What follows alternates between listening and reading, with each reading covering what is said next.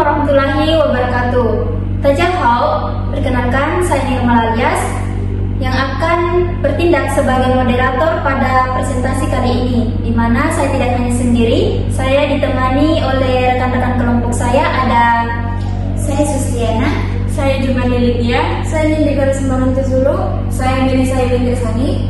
Nah, pada kesempatan kali ini kami akan membahas dua kasus, di mana kasus pertama itu kita membahas tentang kekecewaan pelanggan terhadap Jekyll Holiday Travel, dan kasus kedua kita membahas tentang kekecewaan pelanggan yang mendapatkan pelayanan buruk terhadap sebuah restoran. Baik, di sini saya akan menjelaskan kasus pertama, yaitu di mana kasus ini mengungkapkan kekecewaan seorang pelanggan terhadap layanan Jekyll Holiday Travel. Kasus ini terjadi pada akhir tahun 2022, di mana menunjukkan masalah dalam pelayanan transportasi berbasis media online. Awal mula kasus ini terjadi di mana seorang pelanggan memesan 2 tiket sekaligus melalui aplikasi Traveloka. Pelanggan melakukan hal ini bukan tanpa alasan, tetapi pelanggan ingin merasa nyaman selama dalam perjalanan, sehingga pelanggan melakukan pembayaran 2 kali lipat untuk tiket tersebut. Pada titik pemberangkatan, pelanggan telah melakukan check-in dan juga pembayaran untuk tiketnya. Dan juga petugas telah mengonfirmasi bahwa telah mengatakan bahwa tiket tersebut telah terdaftar. Namun petugas tersebut tidak memberikan bukti boarding kepada pelanggan, sehingga hal ini menjadi salah satu puncak dari masalah kasus ini. Pada awal perjalanan berjalan dengan lancar dan juga normal. Kursi di samping pelanggan kosong sesuai dengan pesanan pelanggan tersebut.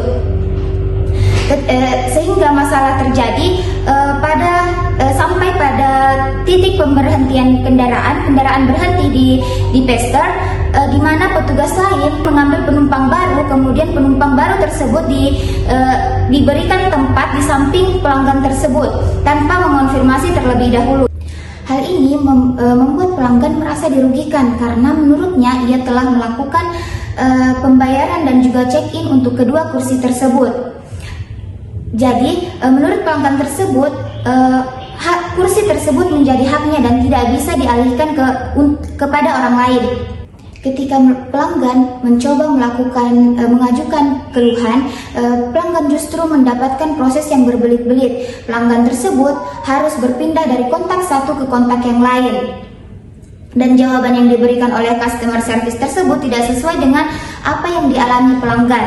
Customer service mengatakan bahwa pelanggan tersebut hanya melakukan 1 kali check-in, sehingga kursi tersebut dianggap kosong dan dijual kembali.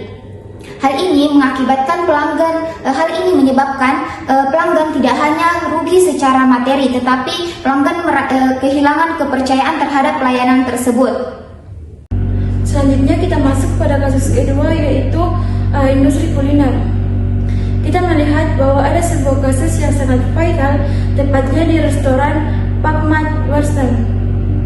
Ada seorang pelanggan yang datang dengan harapan dia akan dilayani dengan baik, justru sebaliknya dia disambut dengan kemarahan staf restoran yang ada di sana karena dia menanyakan mengapa pesanannya datang terlambat dan memakan waktu selama 1 jam lebih.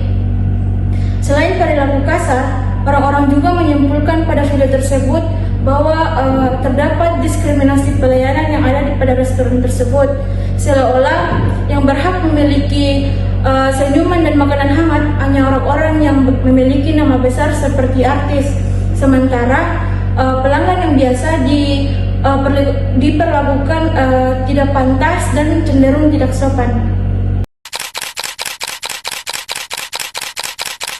Baik, di sini saya akan menjelaskan analisis etika pelayanan bagi kedua kasus yang telah dijelaskan tadi.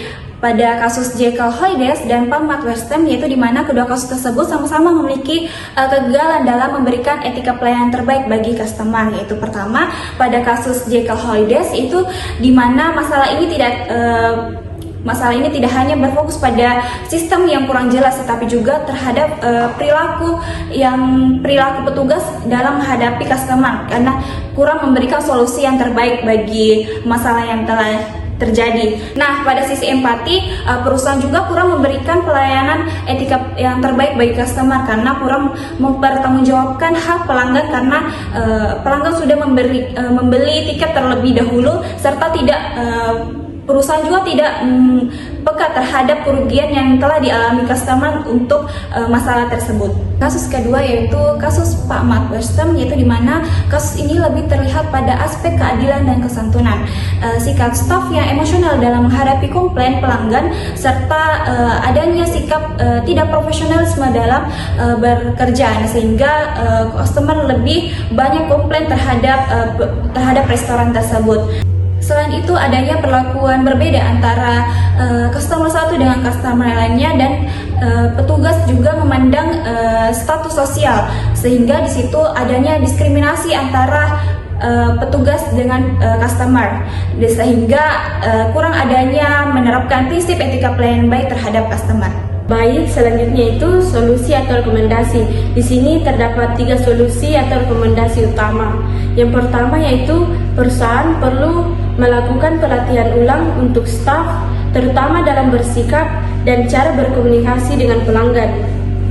Yang kedua yaitu memperbaiki sistem agar tidak terjadi kesalahan seperti data yang tidak tersinkron dan pesanan yang terlambat bisa dihindari. Yang ketiga yaitu perusahaan harus cepat tanggap dalam memberikan solusi seperti meminta maaf dan memberikan kompensasi terhadap pelanggan tanpa menunggu pelanggan tersebut marah.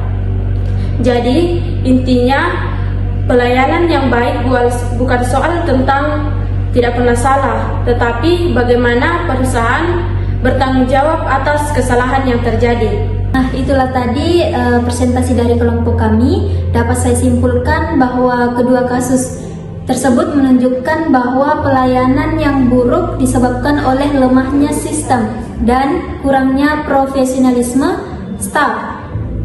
Jekyll Holliday gagal dalam akuntabilitas dan koordinasi, sedangkan Pak Mat Westem bermasalah pada sikap dan keadilan layanan. Sehingga ini menegaskan pentingnya etika pelayanan seperti tanggung jawab, empati, dan keadilan agar kepercayaan pelanggan tetap terjaga. Terima kasih. Wassalamualaikum warahmatullahi wabarakatuh.